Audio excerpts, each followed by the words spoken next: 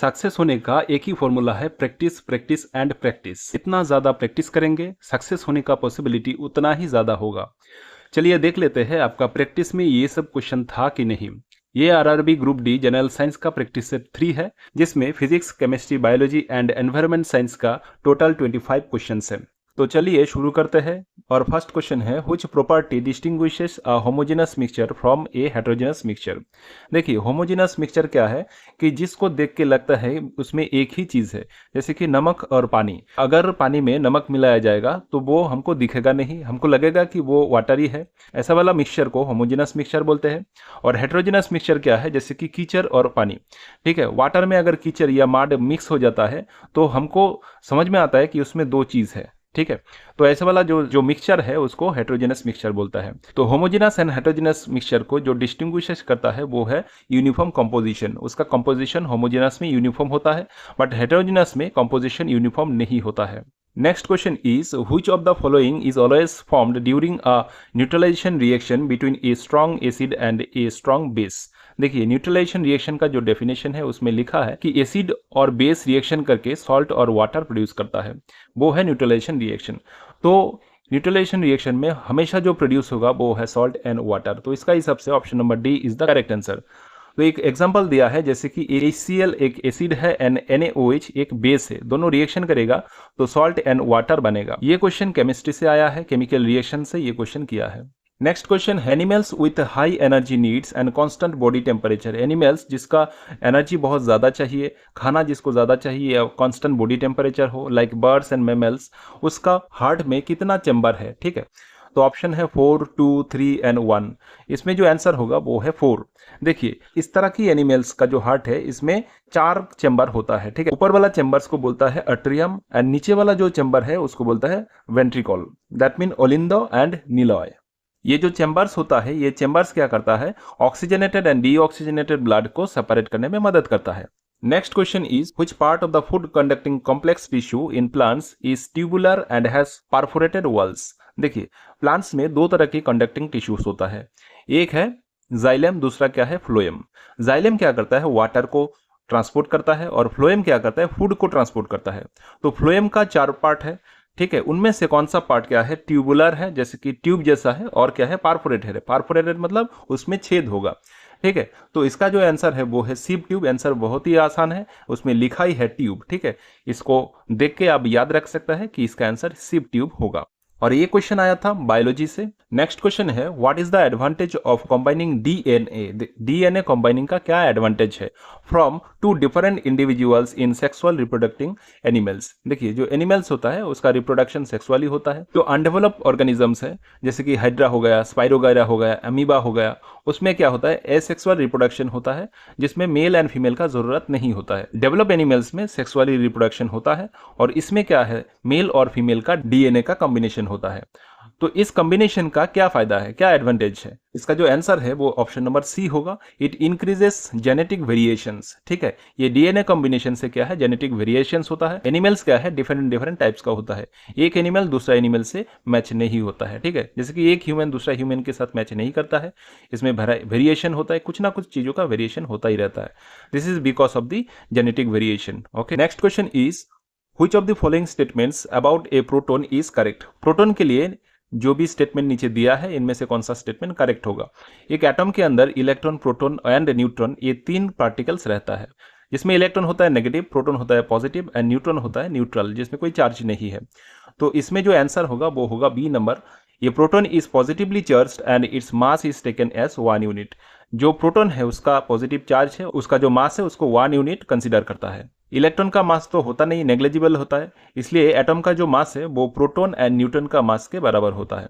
Next question is, for a resistor with constant resistance the magnitude of heat produce is directly proportional to which of the following.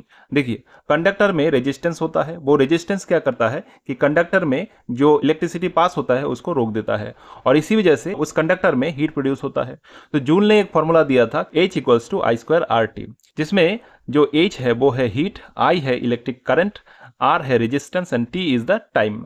मतलब जितना current ज़्यादा जाएगा उतना ही heat ज़्यादा होगा, जितना रेजिस्टेंस ज़्यादा होगा उतना ही हीट ज़्यादा होगा, और जितना टाइम तक वो करंट पास होगा उतना हीट ज़्यादा होगा।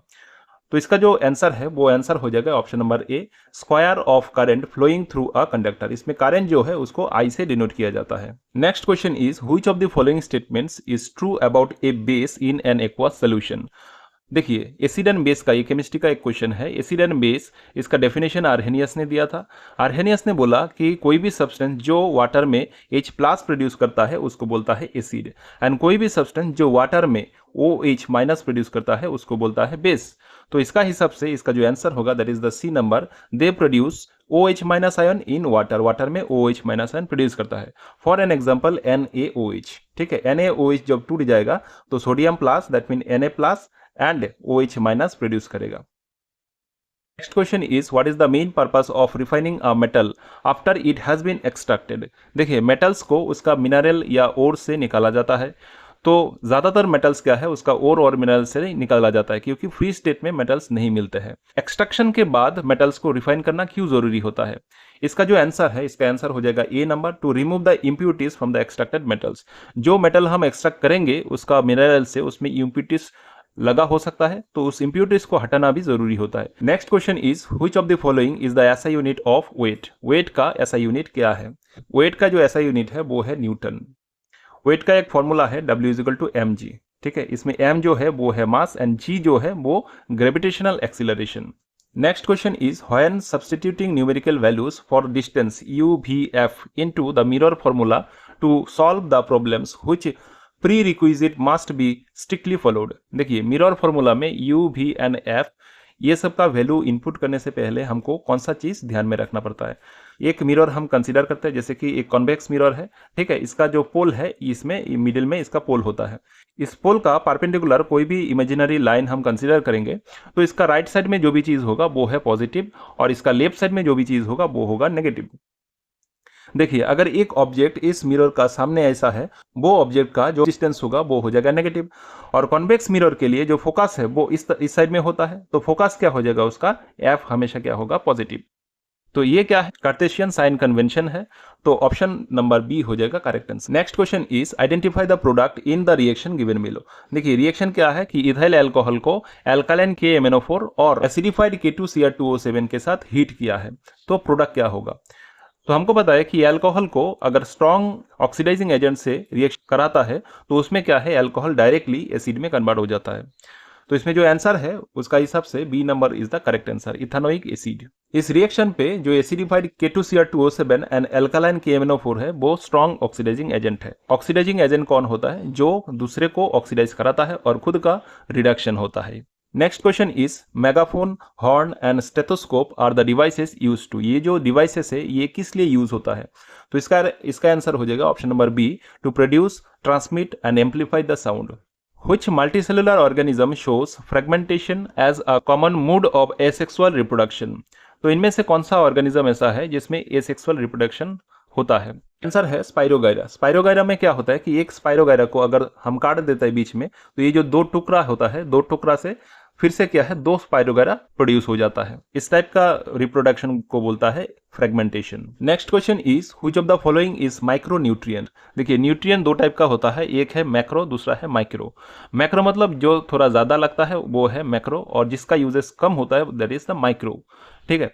तो इनमें जो आंसर है ये नंबर मैंगनीज। मैक्रो न्यूट्रिएंट्स का भी इधर लिस्ट दिया है, जैसे कि calcium, magnesium, sulphur, potassium, phosphorus, okay, ये सब क्या है, मैक्रो न्यूट्रिएंट्स है। नेक्स्ट क्वेश्चन है when brakes are applied to a moving car, the car slows down but the passenger inside tend to move forward, this happens because. देखिए कोई भी car है वो चल रहा है, उसके अंदर जो पैसेंजर है अचानक ब्रेक करने से वो पैसेंजर क्या है, सामने की तरफ झुक जाता है। और ये चीज़ कहाँ डिस्कस हुआ है, ये न्यूटन का जो फर्स्ट लॉ है उसमें ये चीज़ डिस्कस हुआ है। ये होता है because of the inertia of motion के लिए। Option number B is the correct answer. The passenger have inertia and continue in their state of motion. Inertia क्या है कि कोई भी चीज़ वो जिस हालत में होता है उसी हालत में रहने की कोशिश करता है। अगर वो मोशन पे होता है तो मोशन पे ही रहना चाहता है, अगर वो रेस्ट पे है तो रेस्ट पे ही रहने की कोशिश करता है, that is the inertia. Next question is, a sodium chloride crystal contains sodium and chloride ions in 1:1 ratio. To calculate formula unit mass of the sodium chloride, which process would you see? देखिए, जो sodium chloride है वो है NaCl, ठीक है। इस एक sodium का एटम है और एक क्लोरीन का एटम है, इसलिए इसका जो रेशियो है 1:1 है। तो इसका जो मोलिकुलर मास है, हम अगर उसको कैलकुलेट करेगा तो कैसे कैलकुलेट करेगा? जो सोडियम है उसका है 23 और जो क्लोरीन है उसका है 35.5 है। दोनों को मिला के इसका जो आंसर है वो आएगा 58.5। तो इसमें फॉर्मूला यूनिट मास क्यों यूज किया है? मोलिकुलर मास भी लिख सकता था। जो आयोनिक कंपाउंड्स है, जैसे कि सोडियम क्लोराइड है एक आयोनिक कंपाउंड, आयोनिक कंपाउंड्स के लिए हम मोलिकुलर मास को यूज नहीं करते, हम फॉर्मूला यूनिट ये लिखते हैं, तो इसको याद रखिएगा। Next question is, the SI unit of the universal gravitational constant ji is. जो ग्रेविटेशन है, फिजिक्स का एक चैप्टर से ये क्वेश्चन किया है। यूनिवर्सल ग्रेविटेशनल कांस्टेंट, न्यूटन्स का एक लॉ था कि यूनिवर्स में कोई भी दो चीज एक दूसरे को अट्रैक्शन करता है, उसी अट्रैक्शन फोर्स को हम अगर एफ लिखते हैं तो वो फोर्स क्या है, दो ऑब्जेक्ट का जो मास है उसके साथ उसका प्रोडक्ट के साथ डायरेक्टली प्रोपोर्शनल होता है। दैट मीन अगर पहला है m1 दूसरा है m2 तो उसके साथ डायरेक्टली प्रोपोर्शनल होता है। और दूसरा चीज बोला कि वो जो ऑब्जेक्ट दो है, दो ऑब्जेक्ट के बीच में जो डिस्टेंस है, लेट्स से ये r है, तो उसके साथ r के साथ r का जो स्क्वायर है उसके साथ क्या है, इन्वर्सली प्रोपोर्शनल होता है। तो इसका मतलब क्या है, 1/r²। तो इसी फॉर्मूला को हम अगर देखेंगे तो ये हो जाएगा F equals to G into M1 into M2 by r²। ठीक है, इसमें जो G है उसको बोलता है यूनिवर्सल ग्रेविटेशनल कांस्टेंट। तो G का जो इक्वेशन है वो है G equals to F into r² by M1 into M2। तो F का जो यूनिट है वो है न्यूटन, R का यूनिट है M मतलब मीटर, एंड M1 M2 दोनों क्या है, मास को डिफाइन करता है, इसलिए उसका जो यूनिट है वो SI में kg हो जाएगा। दो मास है इसलिए kg²। तो टोटल जो यूनिट होगा G का वो हो जाएगा न्यूटन मीटर बाई kg²। ऊपर है न्यूटन, R के लिए क्या है मीटर, उसका स्क्वायर, बाई नीचे दो मास है तो 2 kg आएगा तो उसका स्क्वायर। ठीक है, तो इसको याद रखिए, अगर यूनिट भूल भी जाते हैं तो इस प्रोसेस से आप उसका आंसर निकल सकता है। Question number 19, for a body moving with uniform velocity the acceleration is. ये भी फिजिक्स का एक क्वेश्चन है कि कोई भी ऑब्जेक्ट, कोई भी चीज वो यूनिफॉर्म वेलोसिटी में जा रहा है तो उसका एक्सीलरेशन क्या होगा। तो पहले समझते हैं कि एक्सीलरेशन क्या है। एक्सीलरेशन मतलब वेलोसिटी का जो चेंज है, rate of change of velocity, उसको बोलता है एक्सीलरेशन। मतलब एक्सीलरेशन होने के लिए वेलोसिटी का चेंजेस होना पड़ेगा। और यूनिफॉर्म वेलोसिटी मतलब क्या है, वेलोसिटी एक ही वैल्यू से चल रहा है। ठीक है, कि मान लीजिए किसी चीज का वेलोसिटी अगर 3 है, ठीक है, वो हमेशा क्या है 3 में ही चल रहा है, तो इसमें वेलोसिटी का कोई चेंजेस नहीं हो रहा है। तो वेलोसिटी का अगर चेंज नहीं होगा तो एक्सेलरेशन भी नहीं होगा। तो इसलिए इसका आंसर जो है वो option number B 0। Next question is, which of the following molecules is split apart by higher energy ultraviolet for formation of ozone? इनमें से कौन सा एलिमेंट ऐसा है, वही मोलिक्यूल ऐसा है जो हायर यूवी रे से स्प्लिट हो जाता है और क्या है, ओजोन बनाने के लिए मदद करता है। ठीक है, तो आंसर जो है वो हो जाएगा ऑक्सीजन, क्योंकि ऑक्सीजन जो मोलिकुलर ऑक्सीजन है वो है O2। अब O2 के ऊपर अगर यूवी रे आकर गिरेगा तो O2 क्या है, दो एटम में, ऑक्सीजन का एटम में कन्वर्ट हो जाएगा। अभी ये जो एटम है वो ऑक्सीजन का मोलिक्यूल से ज्यादा रिएक्टिव है, ये एटम क्या करेगा, दूसरा ऑक्सीजन का जो मोलिक्यूल है उसके साथ रिएक्शन करेगा। तो O+ अगर O2 हम लिखेंगे तो इसका जो फॉर्मूला है वो आ जाएगा O3। That mean ozone produce हो जाएगा। Next question is, which of the following rays is not used to locate the image formed by a spherical mirror. ठीक है, देखिए इमेज फॉर्मेशन स्फेरिकल मिरर के लिए हो चाहे लेंस के लिए हो, इमेज फॉर्मेशन में रे का जो डायग्राम है वो इंपॉर्टेंट है। तो इसमें बोला है कौन सा रे है जो इमेज फॉर्मेशन में काम नहीं आता है, मतलब कौन सा गलत है। ठीक है, ऑप्शन के अनुसार ये जो सी नंबर है ये गलत है, क्योंकि इसमें लिखा है ये ray perpendicular to the principal axis that reflects through the focus. अब जो मिरर है, ठीक है, इसका पैरेलल रे जा सकता है, परपेंडिकुलर रे मतलब ये 90 डिग्री में, ऐसा वाला कोई रे क्या है इमेज फॉर्मेशन में काम नहीं आता है। तो ये ऑप्शन क्या है, गलत है। ठीक है, तो आंसर हो जाएगा C number. Next question is, which condition is essential for the dispersed seed to successful undergo germination and develop into seeding. जो सीड है, जो बीज है, वहां से क्या है प्लांट होता है, और सीड जर्मिनेशन मतलब सीड से प्लांट निकालना। ठीक है, तो इसमें कौन सा ऑप्शन सही होगा, जो बी नंबर है, that mean presence of appropriate environmental condition. तो सीड का जर्मिनेशन के लिए एनवायरमेंटल कंडीशन एप्रोप्रिएट होना चाहिए, जैसे कि सॉयल अच्छा होना चाहिए, हवा होना चाहिए, उसमें सनलाइट जो है वो भी होना चाहिए, और वाटर भी होना चाहिए। ये एनवायरमेंटल कंडीशंस फुलफिल होना चाहिए। तो option number B is the correct answer. Next question is which type of blood vessel has thick elastic walls to outstand with high pressure. देखिए ब्लड वेसल 3 टाइप का होता है, एक है आर्टरी, दूसरा है वेन और तीसरा है कैपिलरीज।